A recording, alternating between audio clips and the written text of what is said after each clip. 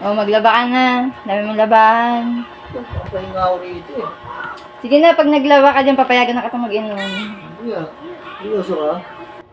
Baka meron pa dun. Sama mo na pati sa kapitbahay.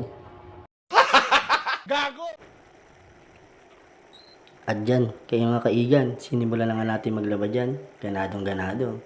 Kasi talaga alak, ang bilis eh. Tapos ko pala maglaba rito maya maya guys. Nagugasan ko pa yung pinggan. Ang galing! Ang galing!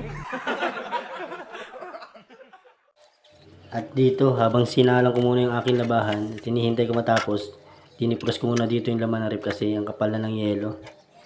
Tinanggal ko muna lahat ng laman yan para malinis din natin yung loob. May payo pala ako sa inyo guys. Kung ayaw nyo maging malungkot, maging masaya kayo. Tulad ng isang ibon, masaya naman siya. Hindi lang siya makangiti kasi wala siyang ngipin. At dito, nagugas na ako ng pinggan para wala na siyang gagawin mamaya. Dahil wala akong pasok, siya naman ngayon ang midero. Makapagpahinga naman siya sa araw-araw na ginagawa niyang pag-aalaga sa anak ko. Hindi ko alam kung ba't sinasabi ko ito eh. Siguro lang sa pinayagan niya lang ako uminom ngayon. Aray mo!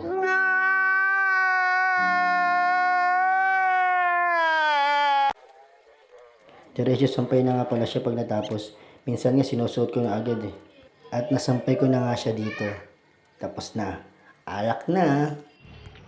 At dito, may isa pa siyang inutos. Yung nalis ko na daw yung rep at ibalik ko na daw yung mga dinipros ko. Shoutout nga pala kay Arnold Biniranda. Mag-iingat ka sa mga alaga nating kanduri dyan. At guys, huwag niyo naman makalimutan mag-like, share, and comment. At pakipollow na rin. Salamat sa inyo guys. At dito, binabalik na po natin yung mga dinipros natin. Laman ng rep. Tapos na, salamat sa panonood. Thanks for watching.